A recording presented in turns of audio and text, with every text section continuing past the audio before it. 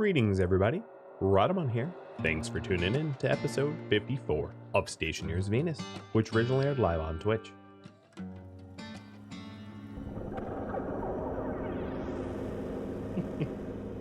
Oh man, he's been sleeping all day long. Offered him to be able to go outside, and he was like, nope. Inside only, please. Alright, active vent.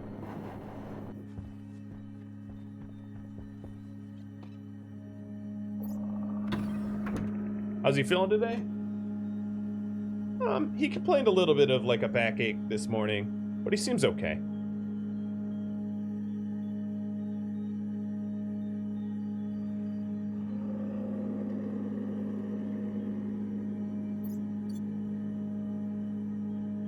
He's a bit of a hypochondriac, so sometimes it's hard to tell what is true or not.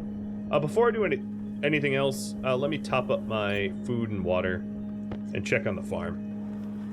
The sort of daily maintenance tasks. Right, well, this won't top my food up, but I'll bake another potato. I'm sure I'm about to get a whole bunch of potatoes. I do kind of like the eerie color that the greenhouse gives now that it's all wired up and all that.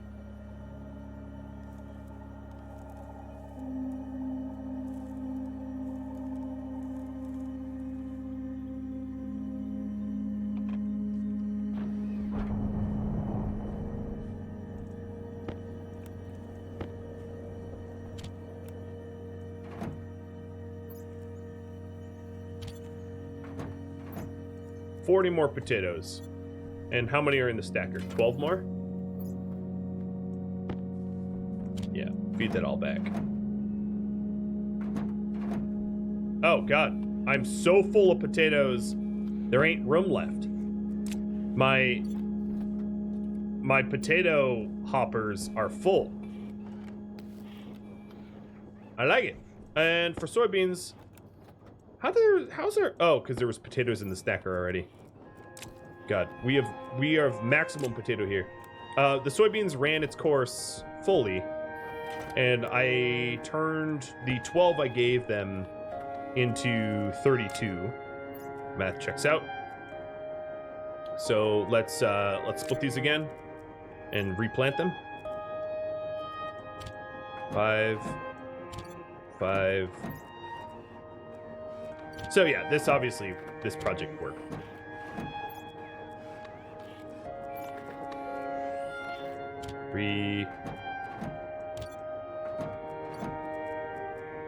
And then I'm setting them up so that there's more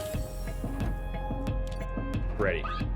So we're replanting all of them, and now you can see the flying soybean hopper thing is all set too.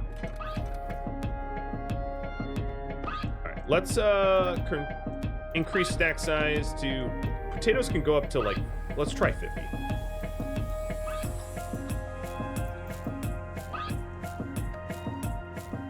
Also, hello, plant. Oh, you don't... How do you not... How did this one bug out? This one's the only one that, like, bugged out because I, like, temporarily removed it. And it's been pissy ever since. Don't like that.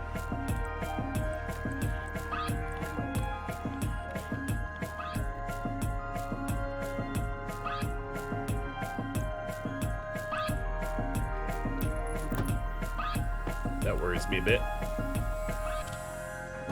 The act of like disassembling it made it not work. It's annoying.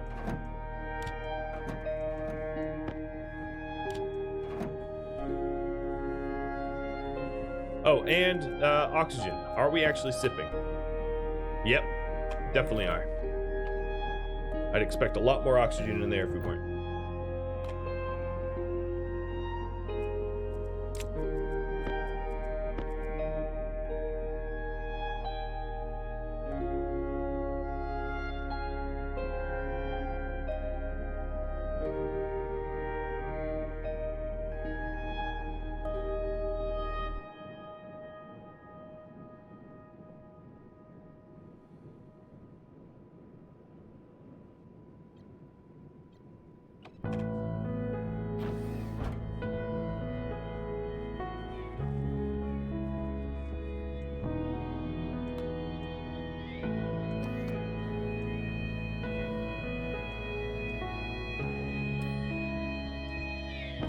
So really quickly, I'm gonna have like more potatoes than I know what to do with.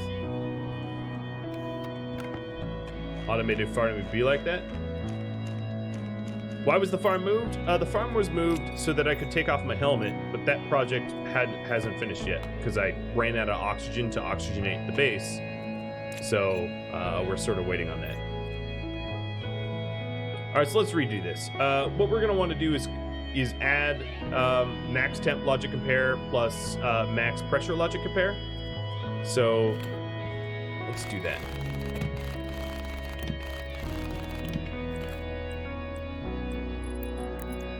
That's just going to be a logic math. And then we're going to have a logic compare here.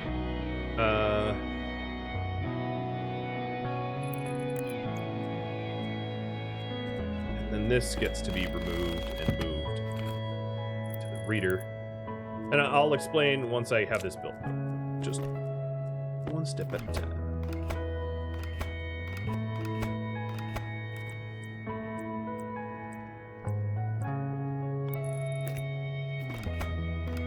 Just trying to conserve some cables.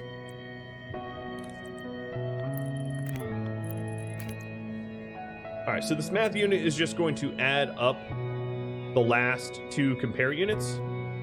And then this here is then going to be the number 2 instead of the number 1. Very fancy, right?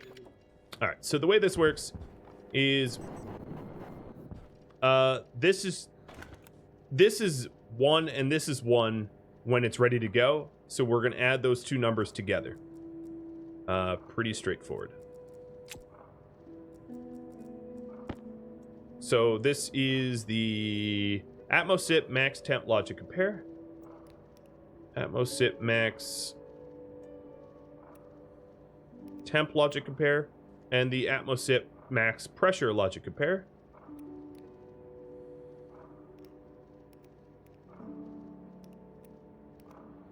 I went past it. All right. Oh, and yeah, it's already set to math. So if both are true, they will equal 2. This math unit will equal 2. Let's just do Atmo SIP. Atmo SIP logic math is fine. And then the compare unit is going to compare the Atmo SIP logic math to the number 2.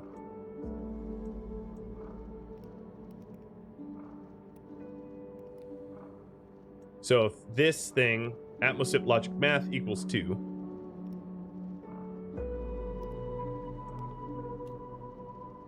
And then the last part, this will be the Atmo SIP equals 2. I'll just call it because I'm lazy. And then this last part is the act event. Whoops. Which we will need to actually... Well, we turned it off. We didn't actually unwire it.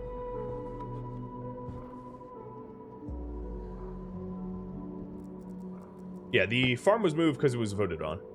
Everything was done because it was voted on. So this is the Atmo SIP act event. Oh no, not the input. The input should be the Atmo SIP equals 2.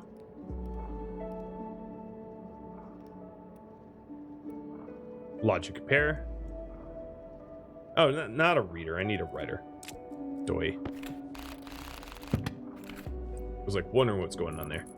There we go. All right, so the input is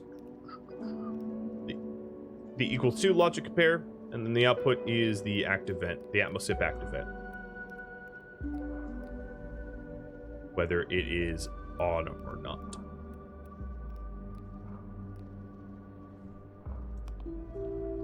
Okay, done.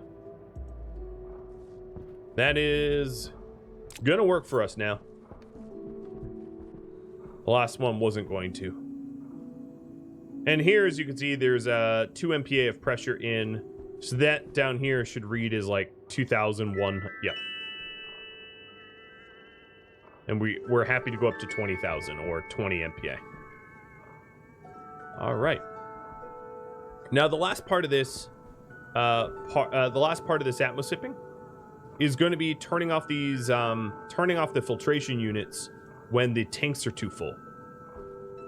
So we're going to want, well, all these IOs that I made, we're going to want some IOs for reading. So I'm going to read, let's put 2 readers down. Atmo, sip, carbon pressure. And Atmo, sip, nitrogen pressure. I think you know what they're going to do. They're going to read the pipe meters that are attached to the tanks, or to the networks that the tanks feed from.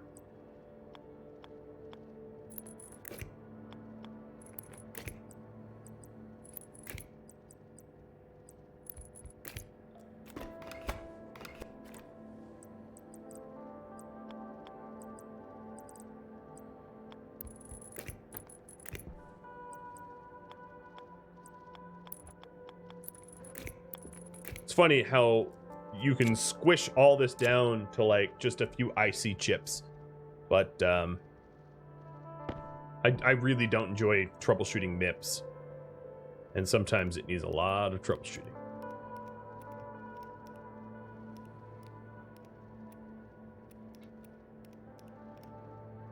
So this is for carbon pressure. God, where is there? Carbon dioxide pressure. Turn that up, and we're gonna read the setting, I think. No, I must have done that wrong. What is this set to? Oh, that's the compare. Carbon dioxide pipe analyzer for the pressure. All right, so this is reading 4626-ish. And this should be 4.62-ish. Yep, that works. And Yoda, yep, he just got yoinked. And then this one is going to be for the nitrogen one, the nitrogen Atmo.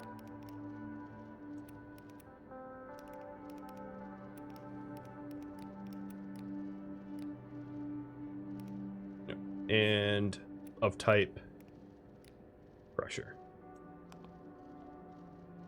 Okay, 4898.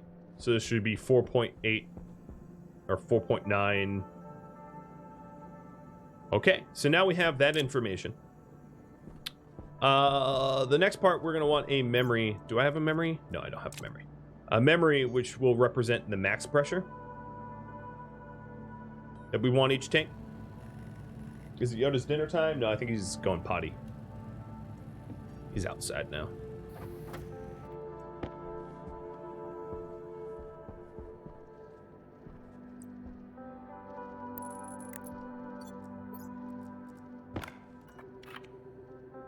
Atmo. Oh, whoops. Atmo. SIP max pressure logic memory.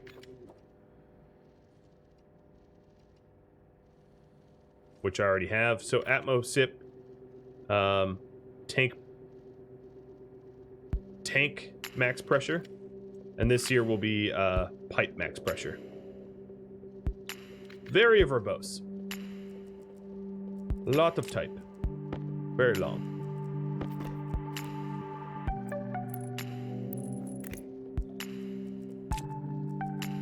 Alright, so for these... For this, what we'll say, 8,000. Actually, 8,000 would be... No, 8,000. Yeah, 8,000 would be good. So that's 8 MPa of maximum pressure. And then off of this data, we want to write to the atmospherics. So are these actually labeled? Nitrogen filtration, carbon dioxide filtration. Yep, they're already labeled. Perfect.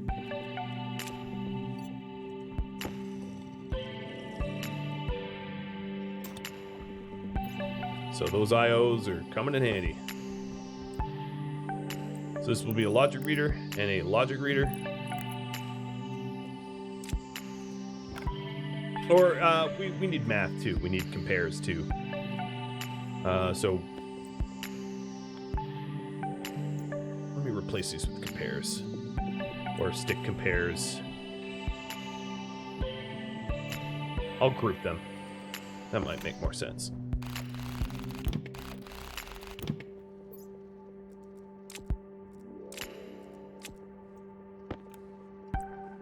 So we'll do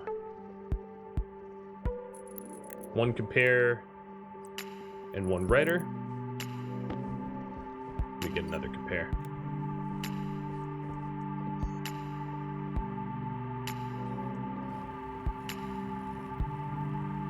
What are we building today? Right there, it's written. Automated Atmo sipping.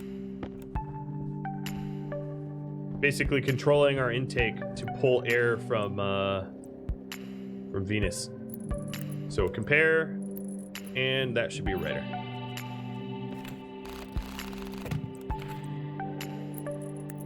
All right, I'm undoubtedly gonna need more cables for this. But wow, my walls look like I'm some sort of graffiti artist now.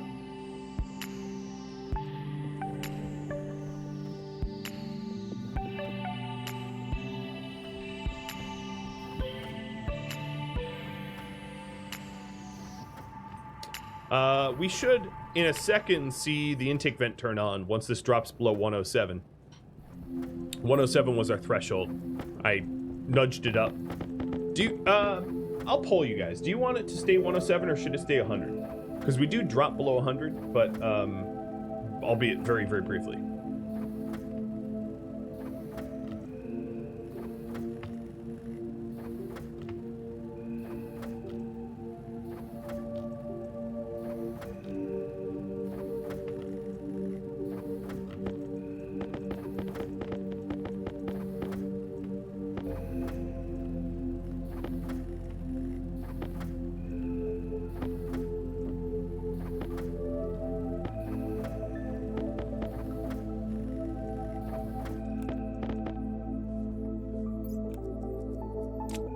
All right.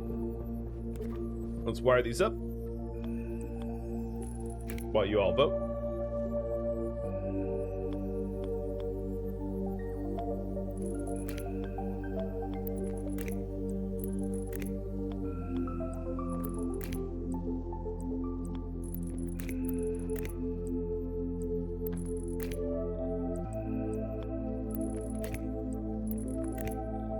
Oh, that doesn't be like that. Alright, so that's one of them.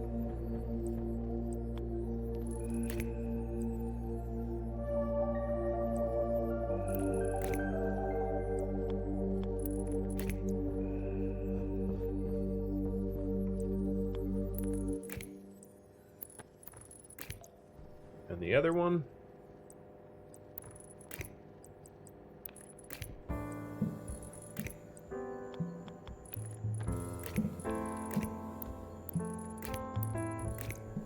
Okay, they're wired. Now, we need to compare the reader. So this one will be for nitrogen. Atmo, sip, nitrogen compare. And Atmo, sip, nitrogen writer. Atmo, sip, carbon, compare.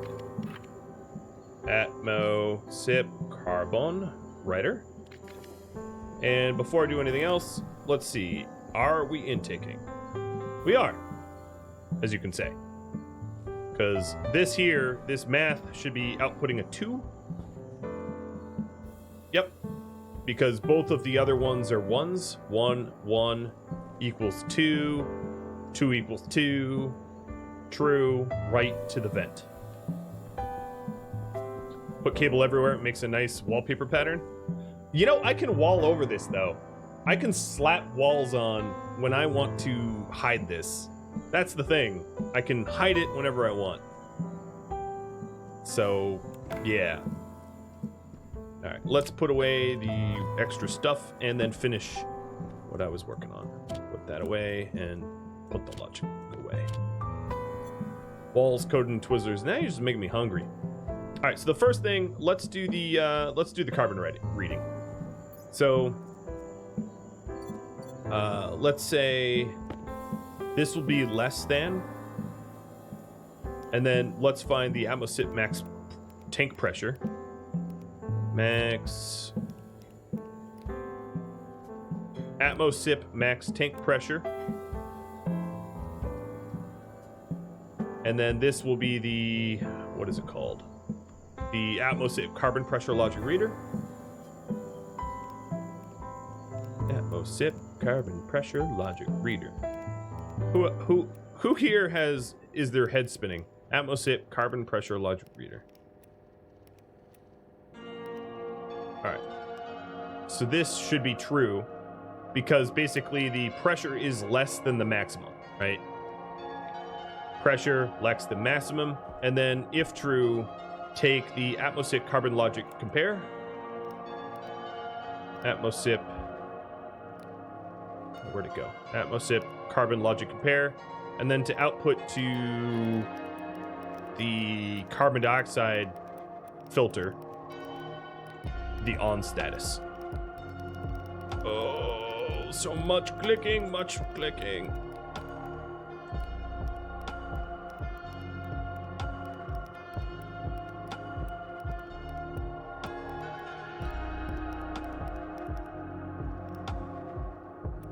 Where is it? Ah, I feel like I've cycled through everything. Is my atmospherics like... Oh, you know what? I know why. My atmospheric units don't have data port usage. Yeah. Yeah, okay. That's why I couldn't find it. We can fix that.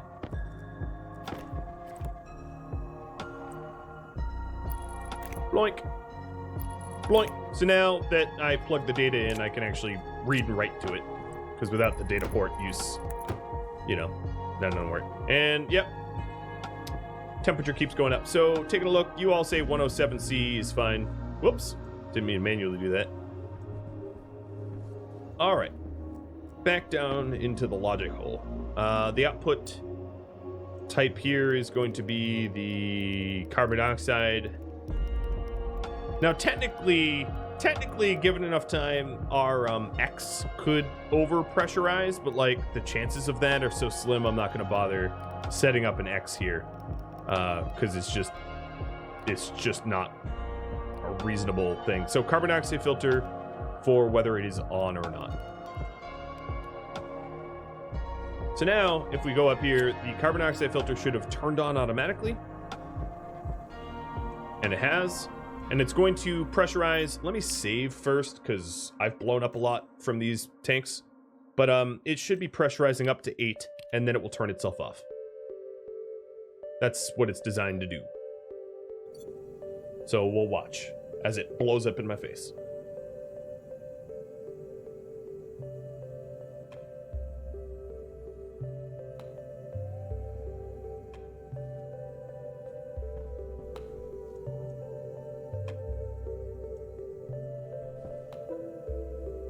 Nope, we're good. Pressurized to about 803. 8.3 and turned off. Boop. Who didn't blow up and has 2 thumbs? This guy. Cool. All right, let's do the nitrogen one now. Okay, there we go. So we're almost done with Atmo sipping, which means I have 3 options left, so I'll take 3 new submissions if you want to submit. So this here is the Atmo nitrogen logic pressure. Actually, the max tank pressure logic memory on the right.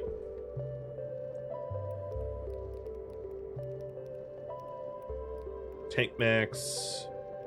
All right, and then less than, and then this is the nitrogen pressure readout. So if you look at this, atmospheric pressure, nitrogen pressure logic reader is less than the tank max. Okay, that's correct, and that should be 1. And then this logic writer will be the atmospheric nitrogen logic compare. Atmospheric nitrogen logic compare, and then the output will be to nitrogen filter. So click a bajillion. Oh, we passed it. Nitrogen filtration on its on status. And now you should see this flick on and has. Now, the chance of the nitrogen tank topping up real fast is pretty low because there's just a lot less nitrogen in the intakes than there is carbon dioxide. And then another thing that you can notice. Wait, why is the. Huh. It doesn't seem like the active vent is on.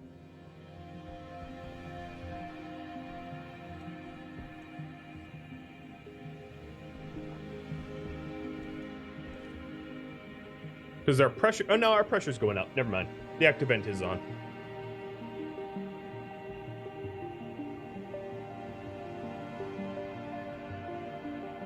But it's going to be warming up, so the active vent is going to turn off on its own in a second here. All right, active vent's already off. And we could tell by taking a look at this math unit, it now equals 1, not 2. So the writer's writing is 0, which means off.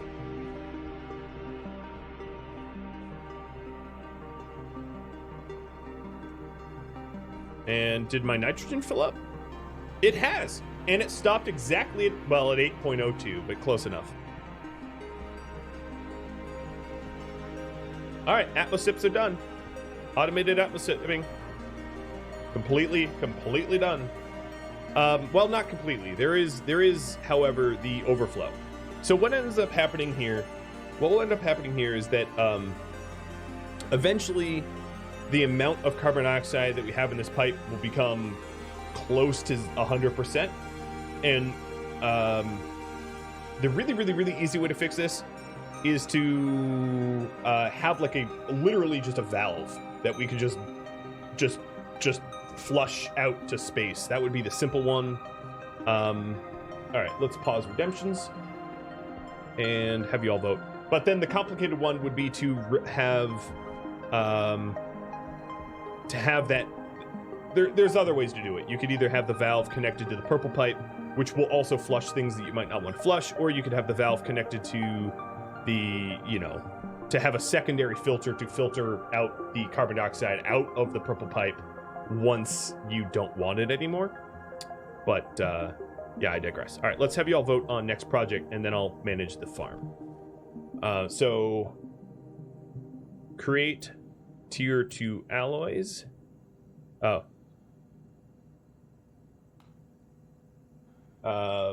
Add more X to the coolant line. Automate door beacon setup. Upgrade suit tools. So the suit doesn't really need upgrading. I mean, it's damaged, but having a backup suit would be good. But yeah, I have a bunch of tier 1 tools. Power controls for trader and sensor glasses. Some of these require other things. So the upgrade tools and suit and the sensor glasses are going to require tier 2 alloys. But, if that's what you vote on, that's what I work on.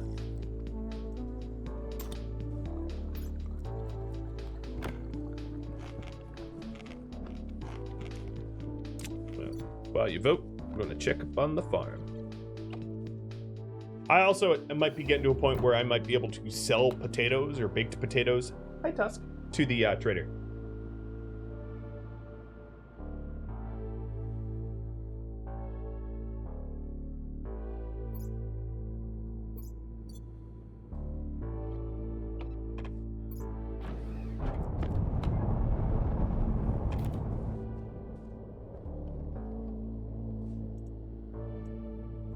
Okay, we have 16 soybeans there.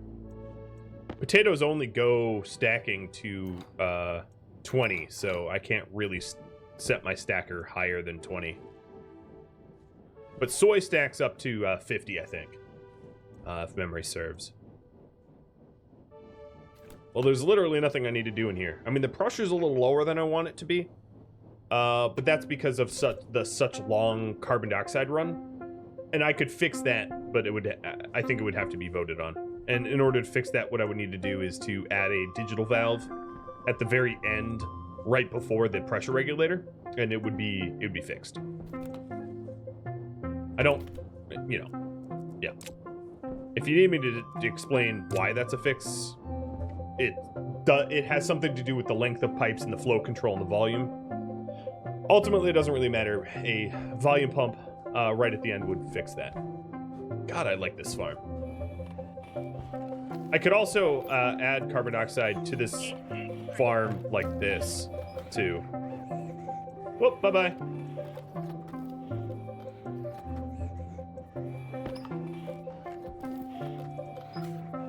There. I've added carbon dioxide to the farm. It actually raised the KP up like 1 or 2. So... Oh, are you out of potato? No, you're not out of potatoes. Okay, yeah, there's 22 soybeans in this stacker, so obviously soy goes up above 20. Yeah, I could do a manual valve and just leave it open, and it would be a lot cheaper. Vord, you're absolutely right. Okay, well, I'm proud of that farm. I'm just checking in on it. Just because it's automated doesn't mean I can ignore it. And the upgrade suit and tools got voted on. So if we take a look at my tools, I do have the Mark II drill, the Mark II arc welder, the Mark II angle grinder. I've got a lot of the Mark II stuff. The Mark II hand tablet sucks, in my opinion. It's like kind of annoying to use. And then I have a Mark II, well, I have the advanced mining belt and the mining drill heavy. I'm not actually sure there are tools for me to upgrade to. So here's the list of upgrades. I guess I could do a commander uniform. That's an upgrade because it has another security slot. Yeah, there really isn't anything for me to upgrade. You know what there is? There is the terrain manipulator. That is a tool that I do not have. That if I'm going to be ever doing an AMI, I would need a terrain manipulator in order to do the AMI. Well, not really, but it kind of is a requirement. So what the terrain manipulator does is it allows you to place dirt. I could also build a remote detonator, I guess. Yeah, you did see a basketball. There are basketballs. Yeah, remote detonator is also another tool I don't have. So let's build the terrain manipulator. So iron, gold, copper, got it. Iron, gold, copper, steel. Perfect. Almost perfect. So the reason why the terrain manipulator is sort of required for the AMI is the AMI gets stuck in every tiny little hole out on the planet. And if you're going to use her, you need to fill in the holes. At least within her working radius. So the terrain manipulator and a dirt cartridge is a requirement of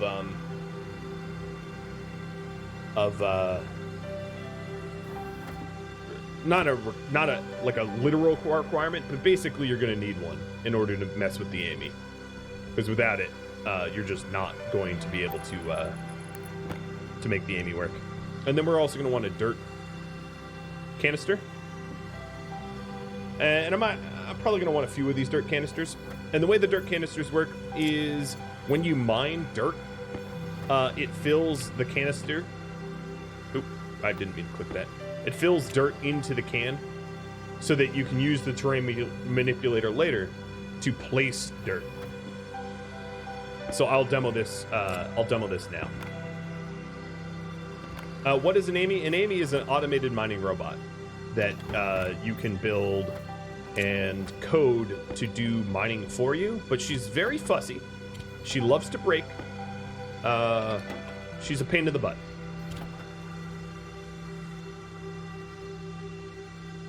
So this would be the only tool that I didn't have, so I'm just going to kick it to you what I work on next while I demo the terrain manipulator and the mining tool. So the terrain manipulator won't work unless you have a dirt canister loaded into it that has dirt in it. So what I'm going to do is I'm going to get some dirt first, and then I'm going to load it up, and we can do that. I'm surprised no one suggested make oxygen. All right, so the best way I can do is set flatten for my mining drill. Oh, okay, it's becoming nighttime. And if you take a look at my mining belt, see the ores building up in my inventory, in my mining canisters? This is the dirt that I am claiming from flattening out the terrain here. And trust me, Amy's like it real flat. So if I was to ever use Amy's, I would need to flatten out a sizable... I'd need to basically go around everywhere where I've mined, where I think the Amy's going to travel to, and stick dirt into those holes so that she doesn't get stuck. Because if you don't do that, you're going to be babysitting her like she's some sort of hopped up on sugar toddler who has no idea how to walk. Like a drunk baby. She's a big old drunk baby. She's really, really fussy. It's great when she works well, and she's great when you've not mined out giant divots into the world, but if you've mined out giant divots into the world, she ain't gonna be working for you. All right, so at this point, as you can see, my dirt canisters are full. So I'll put the mining drill away, bring out the terrain manipulator, go into my belt, grab one of these dirt canisters, stick it in the terrain manipulator, and then, as you can see, I can fill in holes that I've dug, because a hole like this would absolutely eat Amy alive. She would fall into here, or it would fall into here, and then not be able to do any mining for you.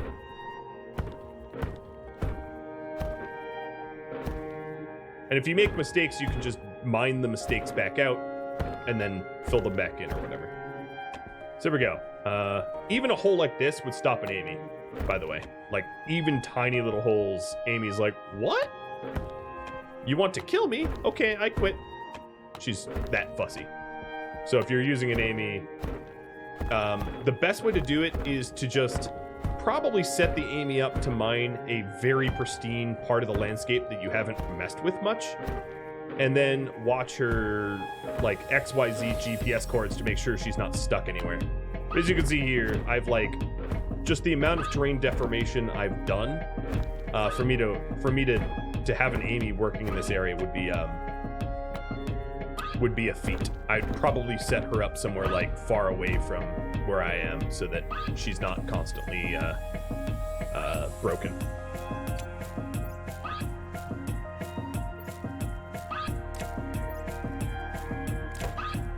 All right, but so I demoed that tool, and you all say automate door beacon is going to be the winning choice. Got it. And yeah, I'm probably going another hour. So automate door beacon is pretty easy. I just have to read the state of this this door here, and then write that state as the inverse to the beacon.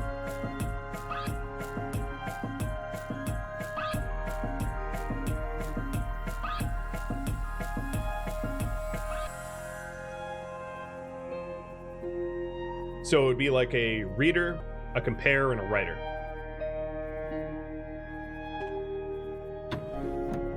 I can use that same to do the trader power. Yeah, I'll do that too. That's smart. Yeah, might as well. Might as well, two birds, one stone.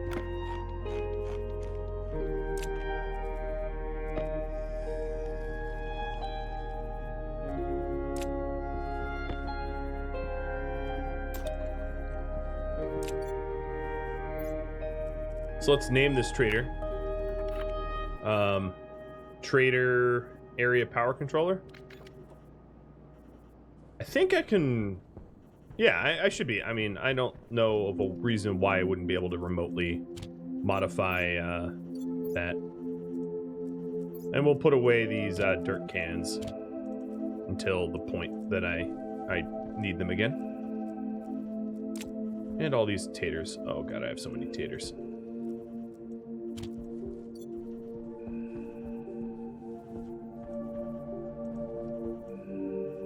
Okay, let's get the IOs that I made down here.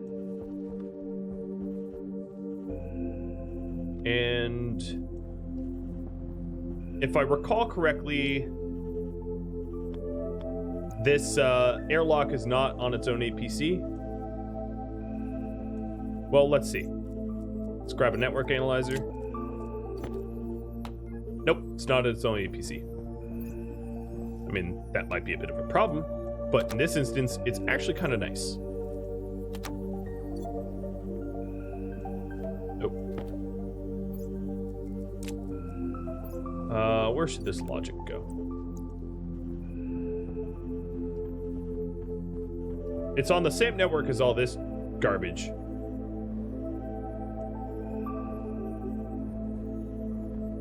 Oh, let me fill up my propellant tank too.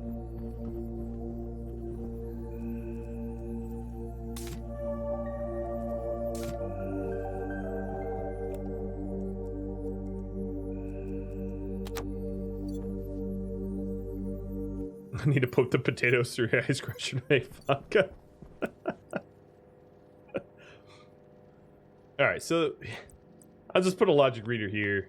I'm just gonna stuff this wall full of like just random logic that will eventually become very, very, very scary to the average observer. Nope. Nope, I am not doing that. Apparently, my intake pipes never turned off. That must be what happened. Okay, let's do a quick autopsy of that. I thought it initially that my my network's overpowered and there was a electrical short, but it wasn't an electrical short. It was a very explosive decompression. Cool.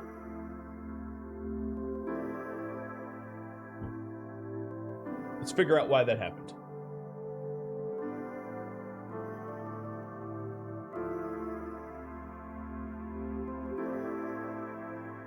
My small tank blew.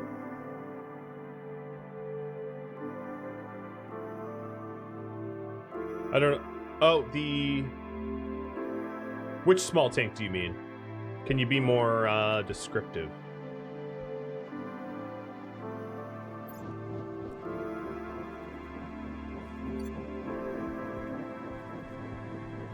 The purple tank and the tank holder?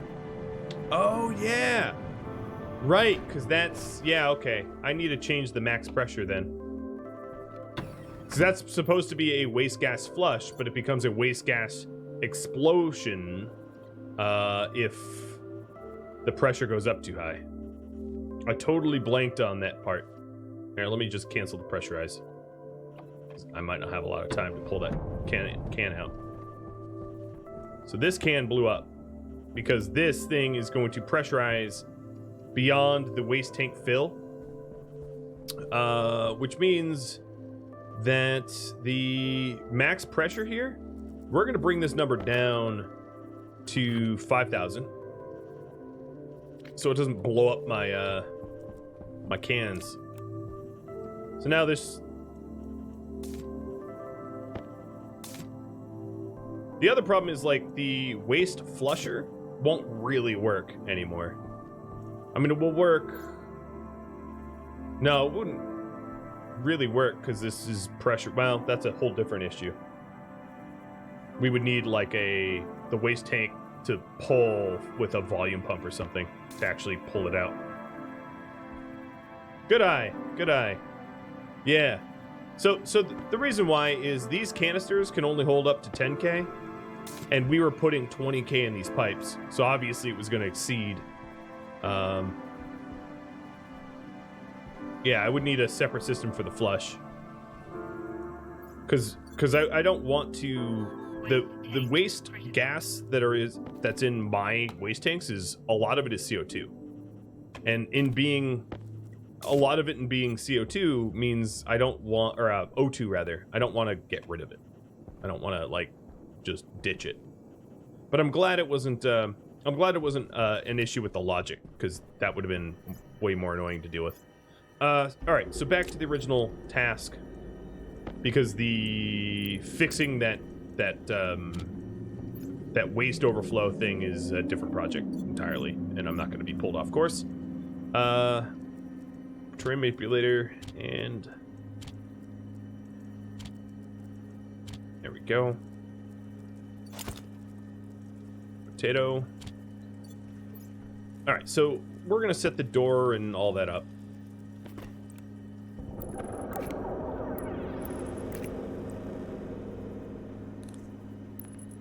So this logic reader, another thing I should do is, like, see how close I am to actually browning out this network. I'm at 2 kilowatts, so I'm not that close. I can go up to 5. But this might not be peak. I don't know what peak is.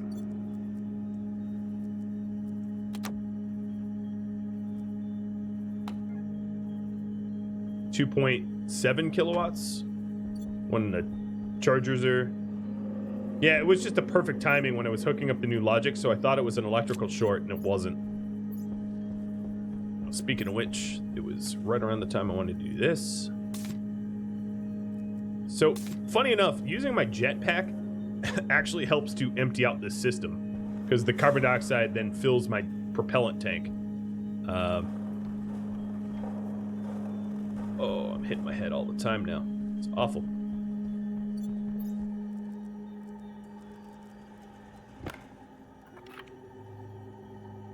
External door logic reader. Alright, I gotta figure out what I actually call that external door.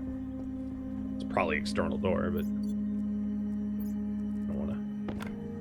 Airlock 1 external door, or airlock 1 external composite door. Alright.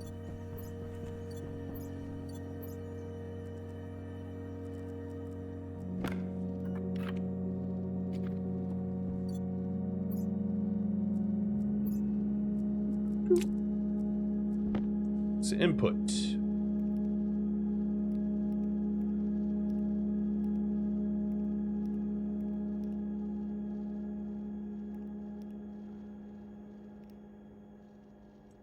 And the variable will be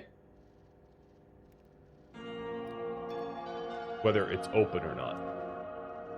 So right now it's closed, so it's reading a 0. And then if it's 1, it's open. So let's cycle it.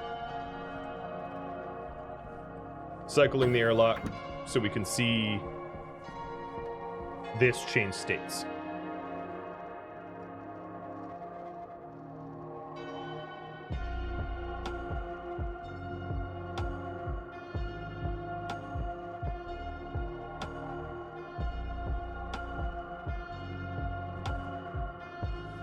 I'll just stare at the door. No, it just opened. Alright, so there. It's reading a 1. So now we take that 1 and we just write to... we write to this area power controller, and we write to the beacon, which is other IOs. So it's very, very, very simple.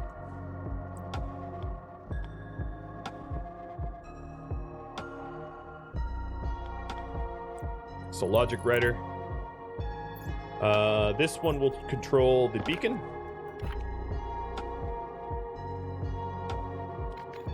I like my wall of just blarg. My blarg wall. Pet some Yoda. Oh yeah. Oh yeah.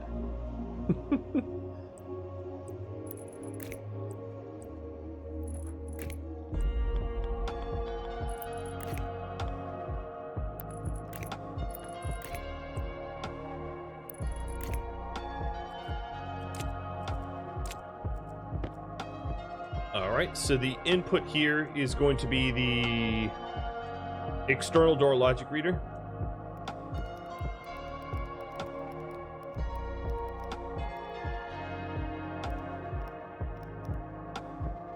And then the output here is going to be the beacon, which is on the same network. I just need to find it.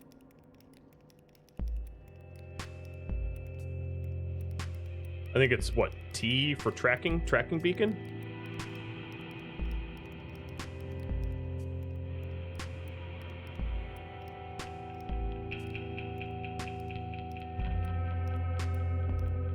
No? Where is it?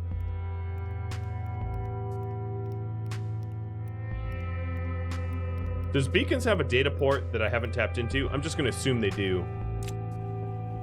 Yeah, it has data. Okay. I hadn't plugged in data. Okay, well then instead, let's try to write to the... We never labeled this. Trader area power controller.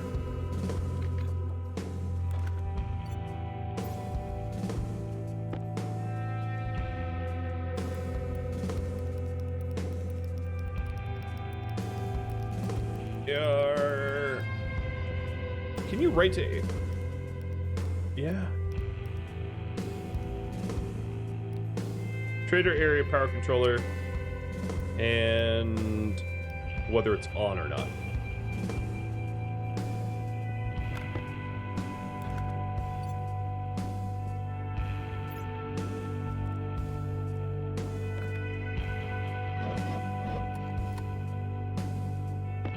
Well, that's bold of me to know that it works.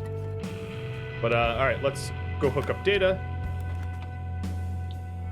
We know that it's off right now, so we'll know it works when it turns on when I'm outside.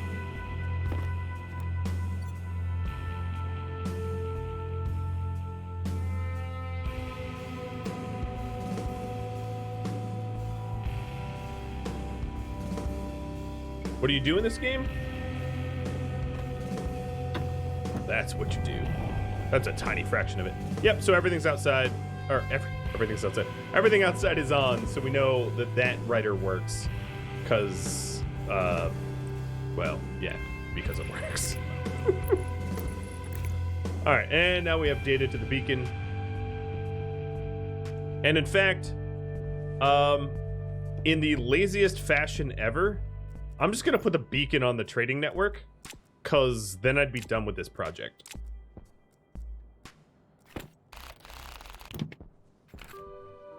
So I'm gonna just put the beacon here. Put it right there. I don't really care about the light it lights up because I can always GPS track to it.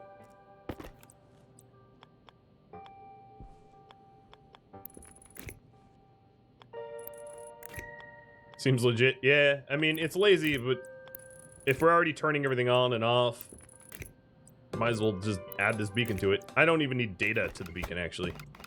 So let's remove that cable. I'll be even lazier. There. Now, this beacon obviously will turn off when I'm inside, because I'm done. Boop. Alright, that's 2 projects in one. You don't see that often. Where's my polar? Next project. Well, alright, hold on. That's not enough. Redemptions are up. I'm gonna double check it works. I could check it works a bunch of different ways. I can either try to track to the beacon right now, which, as you can see, the beacon's off, so it worked. Good enough. And the trader should be off as well, because they're all wired up to this APC. Yep, they're all off. Good. So, that works. Sweet. Not too complicated. So if you have suggestions for the polls, I have I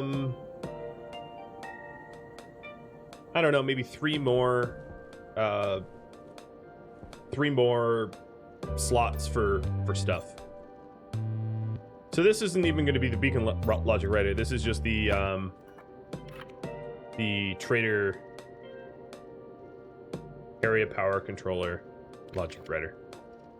We'll correct that.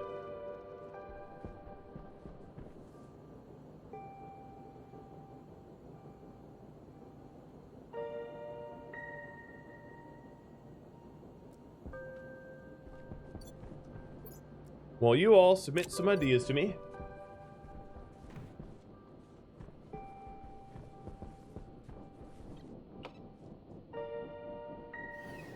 Oh, we have a few. Maybe one more.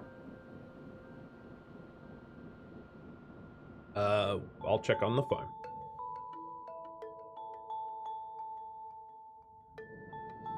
Hey, buddy.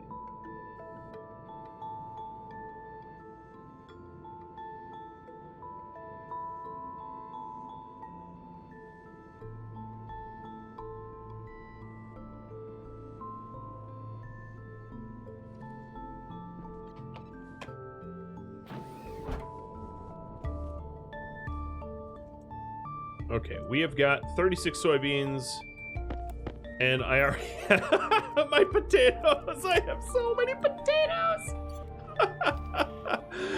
Oh, it's wonderful. All right, let's start putting in big stacks of potatoes. Okay, yeah, they could handle it. Give me more potatoes.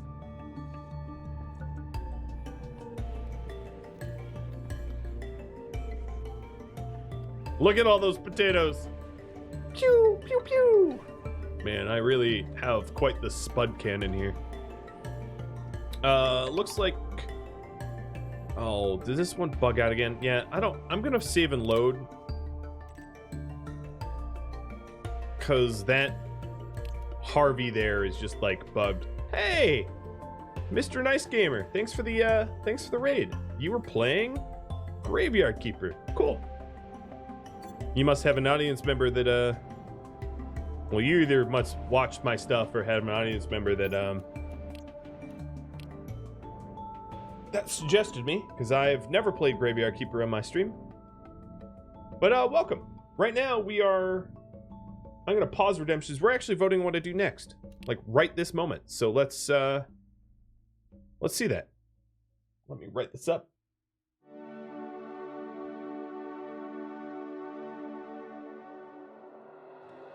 Thank you for tuning in to Stationeers Venus, which originally aired live on Twitch. This series is now over, but there's still about 10 hours yet to air. With that in mind, if you have feedback for me, let me know in the comments below. If you would like to catch a live stream of mine, Rhadamant.com has my stream schedule and countdown timers. Thank you so very much for watching. I'll catch you next episode, or maybe a stream. Farewell, everybody.